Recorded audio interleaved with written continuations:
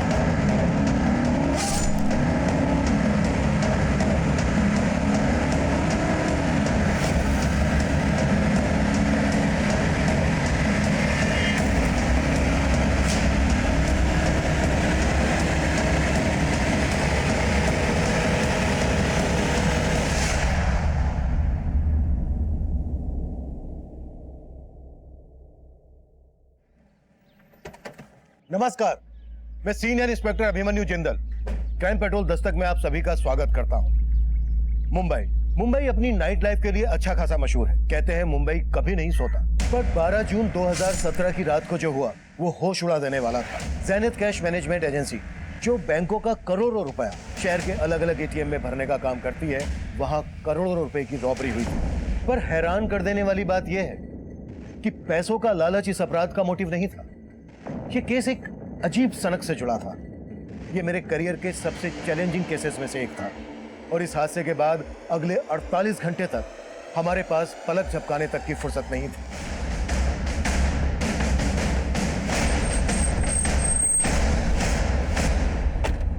Sir, मैं यहाँ का रीजनल मैनेजर हूँ, प्रथमेश। सर, हमारे यहाँ क्यों लूट नहीं हुई, एक मर्डर भी हुआ है सर।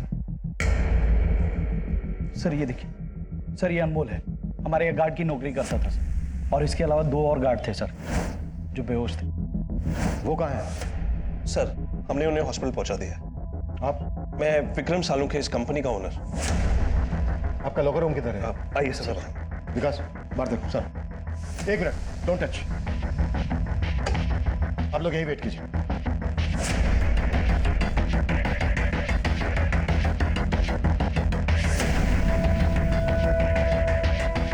जब ये सब हुआ तो आप लोग कहाँ थे? सर, ये सब देर रात में हुआ, तब यहाँ पे सिर्फ गार्ड्स थे। सर, करीब 12 करोड़ गायब है। सर, करीब सुबह 5 बजे के आसपास जब एक गार्ड सुमेश को होश आया तो उसने मुझे कॉल किया। हेलो सर, यार लूट हुई है सर। व्हाट? सर, जब मैं यहाँ आया तो देखा सुमेश की हालत बहुत खराब थी।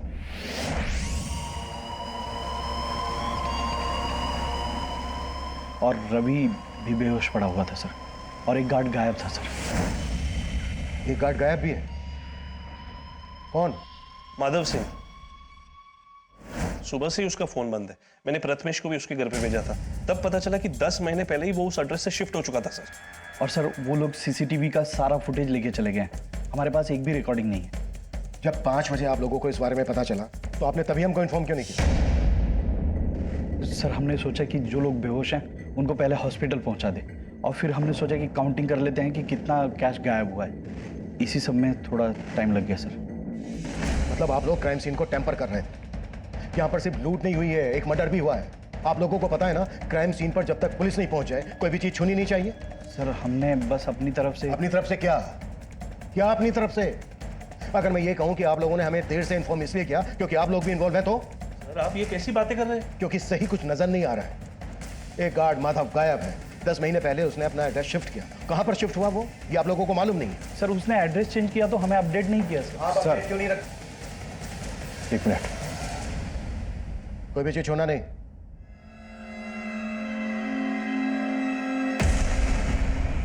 ये देखिए सर, यहाँ के सीसीटीवी को कपड़े से ढक दिया गया है। अंदर सीसीटीवी के डीवीआरएस गायब है। यहाँ पर सीसीटीवी को कपड़े से ढक दिया गया है। सब कुछ बहुत ही प्लानिंग के साथ किया गया है। ये सब आपसी मिलीभगत के बिना पॉसिबल नहीं है। पाटिल, जो गार्ड माधव गायब है उसकी डिटेल पता करो और चेक करो, अगर उसने एड्रेस शिफ्ट कर दिया है तो कहां पर शिफ्ट किया है। सर, विकास, लूट बहुत बड़ी है। इतनी बड़ी लूट का माल ले जाने के लिए उन्होंने कोई ना कोई गाड़ी का इस्तेमाल जरूर किया होगा। यहाँ आने वाले डायरेक्शन में जहां जहां सीसीटीवी है सब जगह चेक करो। स्पीड चौकी, टोल नाका, सब पर अपडेट करो। Okay sir.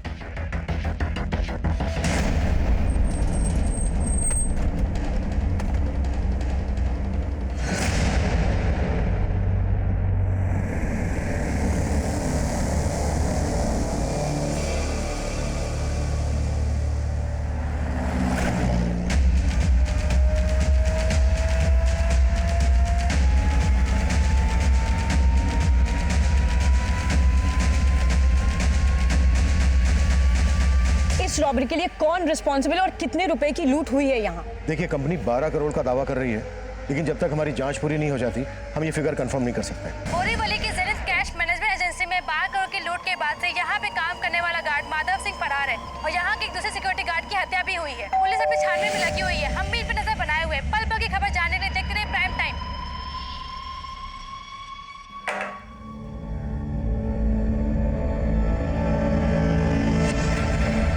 ही नहीं चला सर, कल रात क्या हुआ था बस इतना याद है। करीब 12 साढ़े 12 बजे अनमोल ने सबके लिए चाय बनाई थी। अरे सोमेश भैया, आइए चाय पीजिए, दिन भर गेम खेलते रहते हैं। आ रहा हूँ। आइए आइए। रवि भैया, चाय पीजिए, मजा आ जाएगा। फिर माधव को किसी का फोन आया। फोन पे बात करने के बाद उसने भी चाय पी सर। चाय में ऐसा क्या मिला है बे? सर भारी भारी सा लग रहा है। सर चाय में कुछ मिला हुआ था सर, पता ही नहीं चला कब आँख लग गई और जब आँख खुली तो मैंने देखा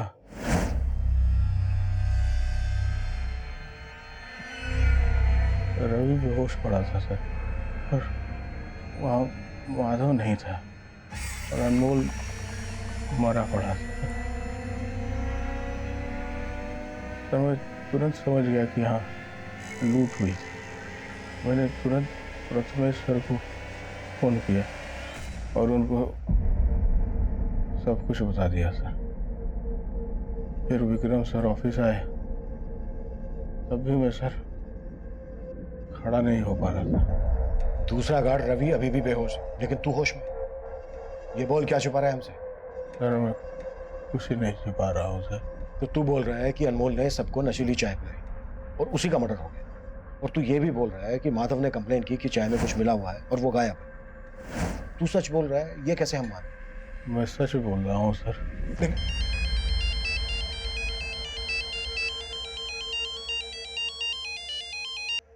हाँ पटेल सर, मैंने कंफर्म किया। माधव ने जो ऑफिस में एड्रेस दिया था, 10 महीने पहले तक वो अपनी बेटी और बीवी के साथ में वहीं रहता था, लेकिन 10 महीने पहले उसकी बीवी की मौत हो गई और वो कहीं और शिफ्ट हो गया। कहाँ शिफ्ट हुआ, कुछ पता चला? यस सर, एक पड़ोसी ने बताया कि वो आजकल जोगेश्वरी में रह रहा है। बयान से ऐसा लग रहा है जैसे माधव इस समय इन्वॉल्व है, पर अकेले माधव इतनी बड़ी लूट को अंजाम नहीं दे सकता। आई थिंक ये इन सबकी मिलीभगत है। ऐसा ही लग रहा है सर, क्योंकि जिस गार्ड अनमोल का मर्डर हुआ है ये सोमेश, उसी पे नशीली चाय पिलाने का आरोप लगा रहा है। जेनिथ कैश मैनेजमेंट एजेंसी में काम करने वाले हर आदमी की डिटेल निकाल। अनमोल की फैमिली का पता चला? सर अनमोल की फैमिली यूपी में रहती है। अनमोल यहाँ मुंबई में एक खोली में अकेला रहता था, यहाँ उसका कोई रिश्तेदार नहीं। अनमोल की फैमिली को अनमोल के बारे में बताओ। Okay sir.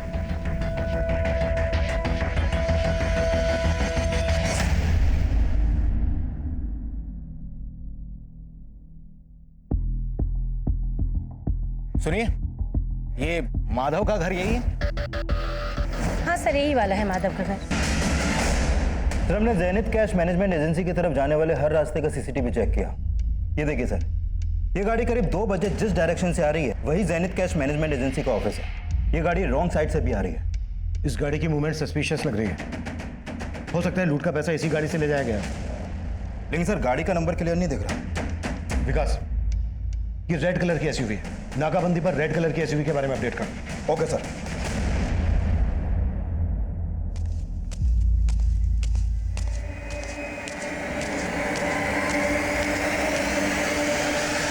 अरे क्या कर रही हो तुम? क्या हुआ? तुम्हारा मूड ठीक नहीं लग रहा है आज।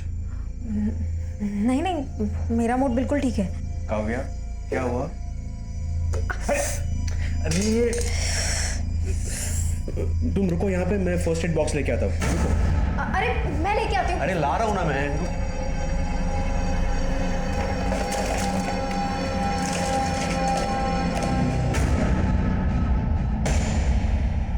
अब रो के क्या साबित करना चाहती हो तुम?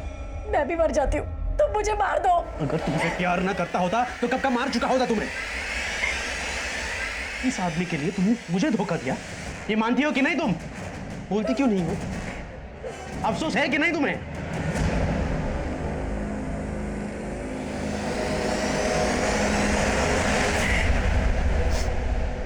देखो तुम डरो मत, मैं हूं ना। मैं तुम्हें इस मर्डर चार्ज में फंसने नहीं दूंगा। सर, माधव का एड्रेस यूपी के मऊ का है। मैंने मऊ पुलिस को अपडेट कर दिया, शायद वो लोग भागकर वहीं जाने की कोशिश करें। माधव के कॉल रिकॉर्ड से कुछ मिला? सर, माधव का फोन कल रात करीब 2 बजे के आसपास बंद हुआ था। 2 बजे? 2 बजे के दौरान ही उस रेड एसयूवी को रोड पर देखा गया था। लेकिन सर, वो एसयूवी वहां से किस डायरेक्शन में गई इसका पता नहीं चल पा रहा। और सर, माधव के कॉल रिकॉर्ड में एक नंबर मिला है जो आज सुबह से बंद है। किसका नंबर है? सर, ये नंबर एक चिमनी नाम की औरत का है। ये उसका फोटो सर। सर, इस चिमनी का नंबर आगरा के एड्रेस पर रजिस्टर्ड है, लेकिन ये नंबर कल मुंबई में एक्टिव था और रात 11 बजे इसी नंबर से माधव को फोन किया गया था। मुंबई में चिमनी का फोन कहां पर एक्टिव हुआ था? जोगेश्वरी में। जोगेश्वरी में जहां चिमनी का फोन एक्टिव हुआ था वहां पर चिमनी और माधव के बारे में पूछताछ करो और यूपी पुलिस को आगरा भेजो, चिमनी के एड्रेस पर। Okay sir. साला ये तो उठ ही नहीं रहा रे। कहीं नशे की चाय पी के टपक तो नहीं गया?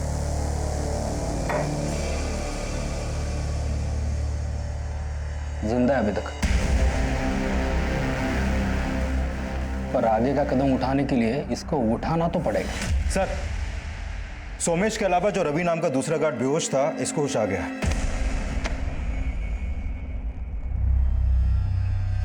सर, सोमेश सही कह रहा। अनमोल ने हम सबके लिए चाय बनाई थी और चाय पीने बाद मैं बेहोश हो गया था। लूट करने जो लोग आए थे वो कौन थे?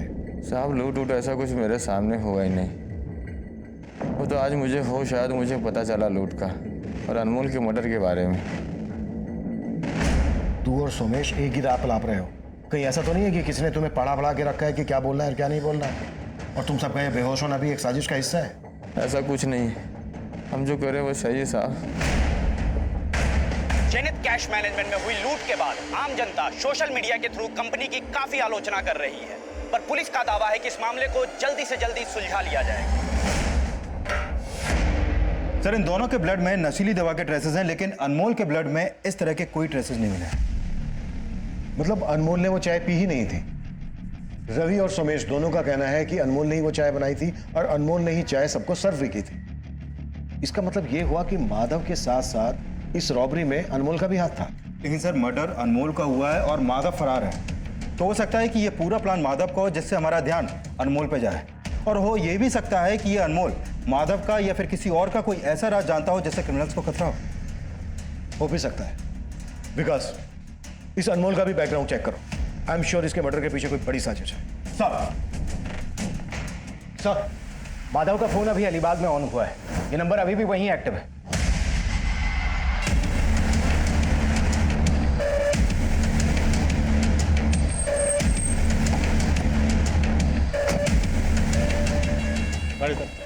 क्या हो गया साहब? माधव का है? कौन माधव साहब? वही जिसका फोन है। ये कहाँ है वो? मुझे नहीं पता साहब, कौन माधव, किसका फोन?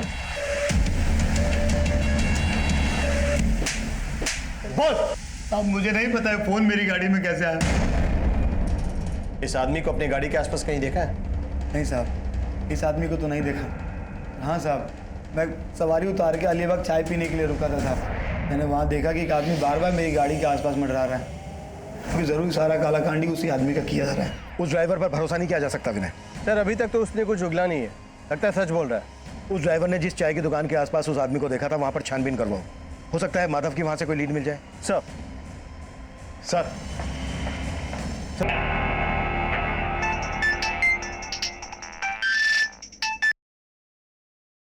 हेलो, प्रथमेश सर, हम माधव बोल रहे हैं। वो आपने जैसा कहा था, हमने सारा 12 करोड़ ठिकाने लगा दिया है। साले माधव तू गाली मत दीजिए सर, वो गलती हुआ जो अनमोल को मार दिया। अभी आगे बताइएगा क्या करना है, हम आपको थोड़ी देर में फोन करते हैं। सर हमने ज़ैनिथ कैश मैनेजमेंट एजेंसी के एम्प्लॉयज़ के बारे में पता किया। सर इस माधव ने 3 साल पहले इस एजेंसी को ज्वाइन किया था और इससे पहले ये जिस कंपनी में था वहाँ के लोग इसके बारे में अच्छा ही बोल रहे हैं। प्रथमेश भी माधव की ईमानदारी के बारे में बखान कर रहा था। लेकिन सर इस प्रथमेश का बैकग्राउंड भी क्लीन नहीं है। इससे पहले ये जिस कंपनी में था वहाँ के कैश वैन से 3 करोड़ रुपए की लूट हुई थी, जिसकी वजह से इसे उस कंपनी से निकाल दिया गया। फिर इसने अपनी कंपनी शुरू की जो बहुत जल्द बंद हो गई। उसके बाद इसने ज़ैनिथ कैश मैनेजमेंट एजेंसी को ज्वाइन किया और अब यहाँ भी 12 करोड़ की लूट हुई। मैं पहले से ही कह रहा हूँ कि बिना अंदर की मिलीभगत के इतना बड़ा कांड पॉसिबल ही नहीं। लेकिन सर इस मिलीभगत में अनमोल की भूमिका को भी समझना होगा। सर अनमोल ने 10 महीने पहले इस एजेंसी को ज्वाइन किया था और ये लोग भी बोल रहे हैं कि अनमोल नहीं, चाय में नशीली दवा मिलाई थी। और सर अनमोल के कॉल रिकॉर्ड में एक ऐसा नंबर मिला है जिस पर वो रेगुलर बात करता था, लेकिन अभी वो नंबर बंद है। किसका नंबर है? सर ये नंबर इस रजनी सिंह के नाम पर रजिस्टर्ड है। ये अनमोल इस रजनी से काफी टच में था। माधव चिमनी के साथ टच में था और अनमोल इस रजनी के साथ टच में था। हो सकता है चिमनी ने माधव को और रजनी ने अनमोल को हनी ट्रैप किया हो और इन दोनों लड़कियों का इस रॉबरी के मास्टरमाइंड से कोई कनेक्शन हो। सर हमने प्रथमेश के मोबाइल नंबर को सर्विलांस पर डाल रखा था। अभी उसको अलीबाग के पीसीओ से कॉल आया था और कॉल करने वाला अपना नाम माधव बता रहा था। सर माधव मुझे फंसा रहा है, मैं सच बोल रहा हूँ सर, मेरे कहने पे कुछ नहीं हुआ है सर। सर मुझे नहीं पता कि उसने मुझे फोन क्यों किया। मुझे पता है कि तू माधव की पैरवी क्यों कर रहा था। अनमोल भी तेरे साथ इस प्लानिंग में शामिल था ना? क्यों मारा उसको? सर मैंने अनमोल को नहीं मारा, मैंने किसी को नहीं मारा। आप मेरी बात समझने की कोशिश करिए। माधव की गर्लफ्रेंड चिमनी और अनमोल की गर्लफ्रेंड रजनी, इनसे क्या कनेक्शन है तेरा? सर मैं किसी चिमनी किसी रजनी को नहीं जानता हूँ। जहाँ पर तू पहले काम करता था वहां पर 3 करोड़ की लूट हुई थी। बोलते ये भी झूठ है? नहीं बोलो झूठ है। सर मैं मानता हूँ कि वहां पे भी लूट हुई थी, लेकिन उसमें भी मेरा हाथ नहीं था सर। पवार जब तक ये सच ना बोले ना कुत्ता साले। सर मेरी बात सुनिए सर। सर मुझे सर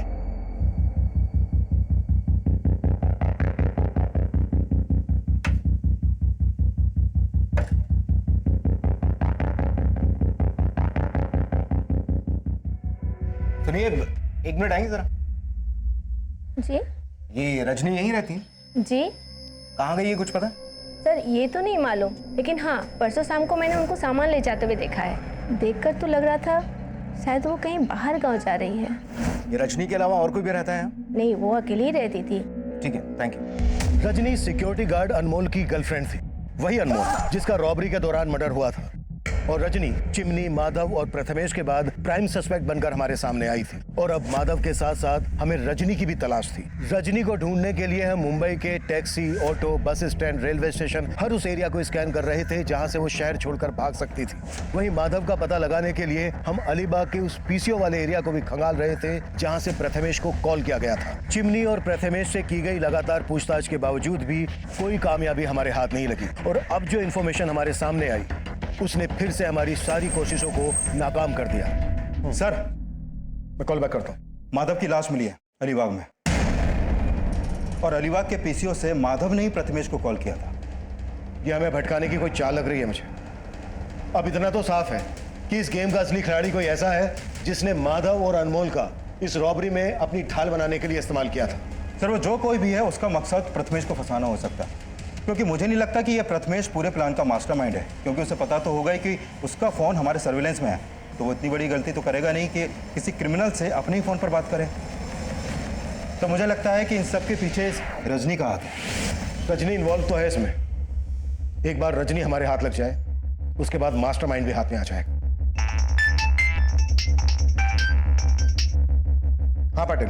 सर अभी कंट्रोल रूम से फोन आया था, हमारे एरिया में एक आदमी की डेड बॉडी मिली है।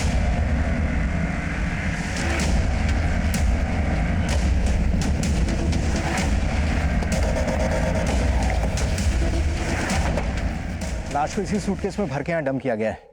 सर पर किसी ने भारी चीज से वार किया है। हमारी सारी टीम 12 करोड़ के रॉबरी केस में लगी हुई है और अब ये मर्डर केस। विकास एक टीम बनाओ, इस केस में लगा दो, मुझे अपडेट देते रहना और पता करो ये कौन है। शायद इसकी मिसिंग कंप्लेंट किसी थाने में फाइल की गई हो। Right sir. आईपीएस बनने का सपना था ना तुम्हारा, लेकिन तुम एग्जाम भी नहीं दे पाई। कैसा लगता है ये सोच के कि अब तुम आईपीएस नहीं लेकिन एक भगोड़ी एब्सकॉन्डिंग क्रिमिनल हो।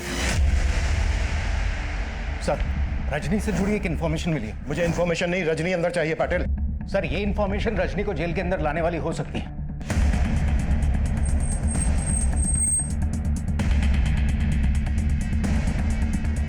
इसका नाम रजत वागले है, बोरीवली के LIC कॉलोनी का रहने वाला है। इसके घर पर जाओ, देखो कुछ ना कुछ हाथ जरूर लगे। सर,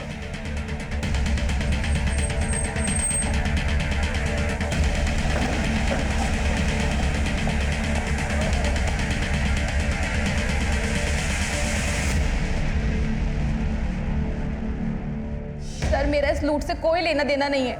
मेरा यकीन कीजिए, मैं इसमें शामिल नहीं थी। तो फिर गायब क्यों थी? सर, मैं बेकार में ही अनमोल के चक्कर में फंस गई थी। उसने कहा था कि उसे 1 करोड़ रुपए मिलने वाले हैं। सच? 1 करोड़? मजाक कर रहा है क्या? कौन देगा तुझे 1 करोड़? है एक सीक्रेट, इस बार ना बहुत बड़ा हाथ मारने वाला हूं। उसके बाद ना अपनी लाइफ सेट है। सर, अनमोल ने अपने दोस्तों के साथ मिलकर ये लूट प्लान की थी। उसने मुझसे कहा था कि लूट के हिस्से का पैसा वो मुझे लाकर देगा, लेकिन कोई नहीं आया और अनमोल का मर्डर हो गया। सर, मैं बहुत डर गई थी, इसलिए अपनी मौसी के यहाँ आ गई। अनमोल ने अपने किन दोस्तों के साथ मिलकर ये सब प्लान किया था? सर, मुझे इस बारे में कुछ भी नहीं पता। मैं सच कह रही हूँ सर, मुझे कुछ नहीं पता। सर, यहाँ कल से ताला लगा हुआ है। रजत भाई अपनी बीवी के साथ यहाँ रहते थे, लेकिन सर बात क्या हुई? हमें रजत की लाश मिली है। लाश? हाँ। ये रजत की बीवी कहाँ होगी अभी, कुछ मालूम है तुम्हें? सर, उसके बारे में तो मुझे नहीं पता, लेकिन एक दिन पहले जब मैं यहाँ पे आया था तो रजत की बीवी मुझसे बोली आज जॉगिंग पे नहीं जाएंगे, उनकी तबीयत ठीक नहीं है। और सर उसके बाद शाम को मैं यहाँ रजत को मिलने आया था, लेकिन उनकी बीवी ने बोला कि वो घर पर नहीं है। इसका मतलब वो झूठ बोल रही थी मुझसे।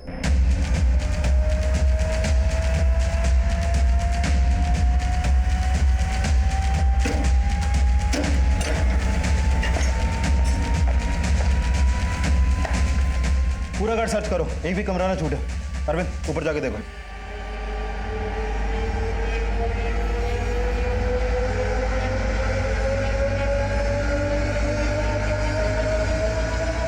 ये रजत की वाइफ? जी सर, ये रजत की वाइफ और ये रजत है। सर, रजनी अब भी वही बोल रही है कि अनमोल के साथ उसके किसी दोस्त ने ये रॉबरी प्लान की थी, लेकिन माधव के अलावा तो किसी ऐसे दोस्त का पता नहीं चला है जिस पर शक किया जा सके। हाँ विकास, रजत की बीवी गायब है और उसके घर से ब्लड ट्रेसेस भी मिले हैं, और पड़ोसियों से पूछताछ में पता चला है कि काव्या के साथ कल यहाँ एक आदमी भी देखा गया था। हो सकता है ये कोई एक्स्ट्रा मैरिटल अफेयर का एंगल हो। विकास, मुझे सेकंड लाइन पर एक कॉल आ रहा है, तुम ऐसा करो, काव्या का लुकआउट नोटिस जारी करो और इसके कॉल रिकॉर्ड्स भी चेक करो। ओके? Hello, what? पूनम में कहा?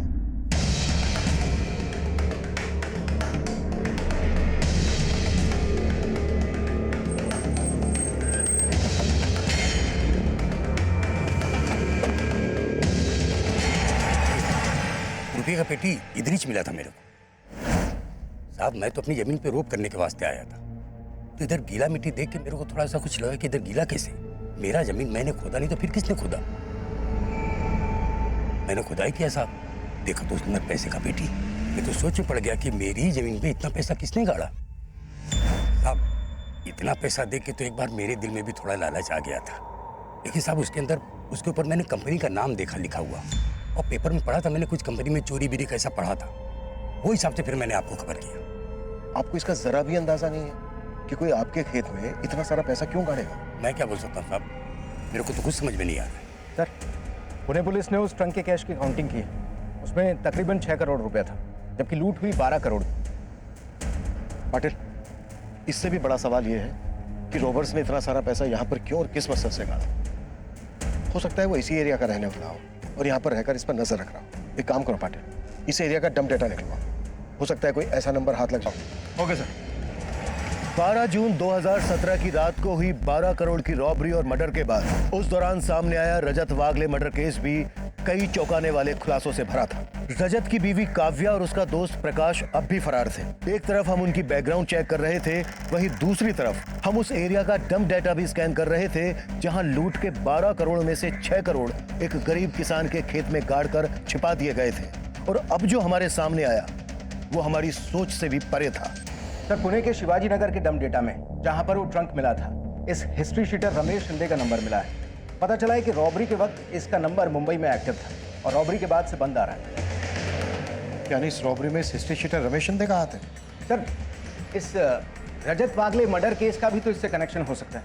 वो कैसे? सर, रमेश के कॉल रिकॉर्ड्स में हमें इस प्रकाश का नंबर मिला और पता चला है कि 1 साल पहले तक प्रकाश और प्रथमेश आपस में टच में थे।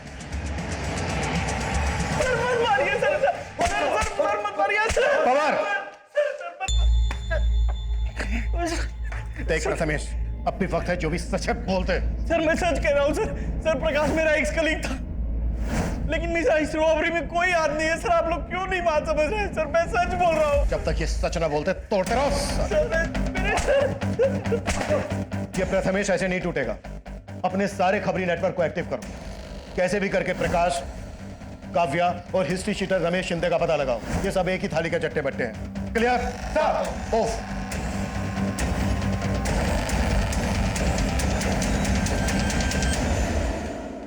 इस केस को जल्द से जल्द क्रैक करने के लिए हमने अपने खबरी नेटवर्क को बड़े पैमाने पर फैला दिया। क्रिमिनल्स तक पहुंचने का हर जरिया अंधेरे में तीर चलाने जैसा लग रहा था, लेकिन जल्द ही हमारे खबरी ने हमें उस टारगेट तक पहुंचा दिया जो इस खेल का महज एक मोहरा था। हमें हिस्ट्री शीटर रमेश शिंदे और उसके आदमियों की टिप मिली और हमने उन्हें धरने में तनिक देर नहीं लगाई।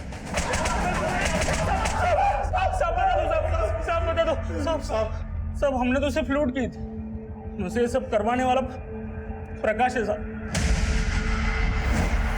यह है ज़ेनिथ कैश मैनेजमेंट एजेंसी का बोरीवली सेंटर। बाकी का पैसा कहाँ है? प्रकाश के पास? नहीं साहब, लूट के पैसे में से प्रकाश ने अपना कोई हिस्सा नहीं लिया। वो तो सिर्फ लूट करवाना चाहता था। प्रकाश ने लूट के पैसों में से अपना हिस्सा नहीं लिया?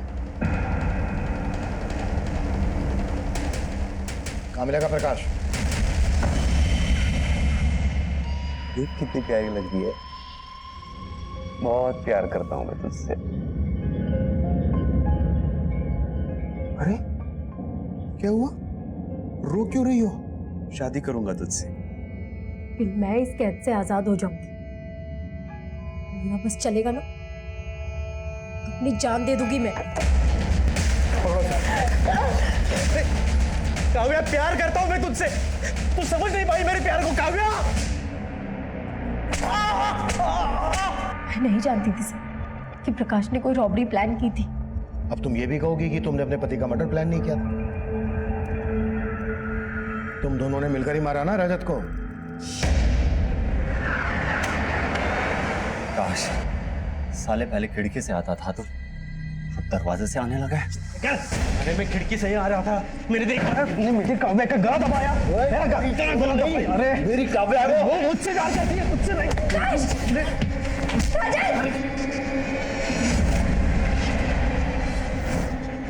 कब से जानती हो तुम प्रकाश को? शादी के पहले से मैं और प्रकाश एक दूसरे से प्यार करते थे, लेकिन मुझे ये समझ आ गया था कि मेरा और प्रकाश का कोई फ्यूचर नहीं, इसलिए मैं उससे अलग हो गई। हाँ, मैंने उस एजेंसी से 12 करोड़ रुपए लुटवाए, उस अनमोल को मरवाया, उस माधव को भी मरवाया, लेकिन मैंने किसी को नहीं मारा। सब प्लानिंग के हिसाब से अनमोल सबको चाय पिला के बेहोश करने वाला था और बाद में खुद चाय पी के बेहोश होने वाला था, ताकि आपको लगे कि उसने कुछ नहीं किया। लेकिन प्रकाश ने बोला कि वो अनमोल इतना भी शाना नहीं है कि पुलिस को गुमराह कर सके। खत्म कर दो उसको। और हाँ, एक गार्ड को वहां से उठा लेना। और इसलिए हमने माधव को वहां से उठाया था साहब। प्रकाश का प्लान था कि आपका शक माधव पे जाए। उसी के कहने पे हमने माधव से प्रथमेश को फोन किया। तूने इतना कुछ किया, फिर भी 12 करोड़ की लूट में से अपना हिस्सा नहीं लिया। ये करके क्या साबित करना चाहता था तू? मैं उस प्रथमेश से बदला लेना चाहता था सर। सर, मालाड में मैं जिस कंपनी में काम करता था वहां प्रथमेश मेरा बॉस था। काव्या भी वही काम करती थी। मैं काव्या से बहुत प्यार करता था। पता नहीं अचानक क्या हुआ, उसके घर वाले उसे लेके पुणे चले गए और मेरा और काव्या का मिलना बंद हो गया। मैंने प्रथमेश से कहा कि मेरी भी ट्रांसफर करा लो अपने पुणे के ऑफिस में, लेकिन वो माना ही नहीं।